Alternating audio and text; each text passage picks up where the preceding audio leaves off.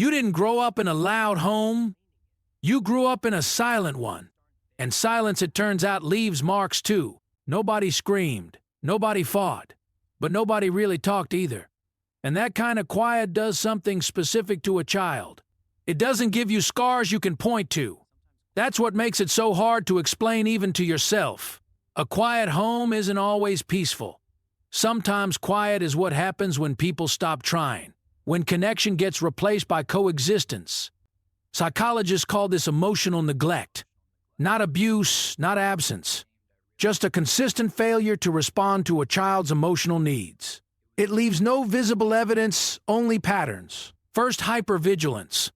You learned to read the room before you entered it, to sense the temperature of silence before a word was spoken. You became an expert at other people's moods. A shift in posture, a tone of voice, a silence that felt different from yesterday's silence. You noticed everything because you had to. Second, you became very good at being alone. Not because you wanted to be, because alone was the one place where the pressure to read the room disappeared. Third, difficulty expressing needs. When nobody modeled asking for help when needs were met with silence or irritation, you learned that needing things was inconvenient, so you stopped asking. That pattern follows you into adulthood. You still struggle to ask for help even when you desperately need it, even from people who would genuinely give it without hesitation. Fourth, you mastered invisible emotions. Crying in private, celebrating alone. Processing everything internally because showing feelings in a quiet home felt somehow wrong. Like breaking a rule nobody wrote down. Here's what nobody connects. People from quiet homes often over-explain themselves in relationships.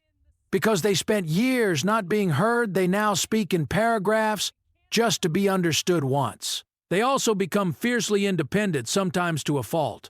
Needing nobody as a protection strategy feels safer than risking the silence that came when they did need someone. And intimacy. Real intimacy can feel terrifying.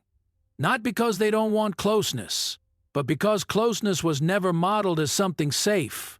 But here's what silence also built. An inner world so rich, so detailed that most people never develop one at all. You didn't need noise to feel alive, you had everything you needed inside. You also became one of the best listeners most people have ever met. Because you spent a childhood listening instead of being heard, you actually know how to make someone feel seen. That's rare.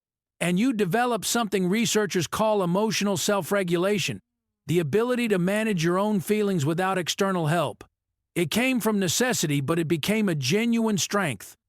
Here's what nobody wants to say. Some people from quiet homes recreate that silence in their adult relationships, not because they want distance, but because distance is the only love language they ever learned. And the hardest part, they often don't realize anything was missing. Quiet felt normal. So they spend years wondering why connection feels so difficult without ever tracing it back to where it started. Here's the reframe. You didn't grow up unloved. You grew up in a home where love existed, but nobody knew how to make it loud enough for a child to hear. The silence wasn't rejection. It was limitation. And understanding that difference is where healing actually starts. Not in changing what happened, but in changing what it meant. The quiet home gave you things other childhoods didn't. A depth, a patience, a capacity for solitude without loneliness.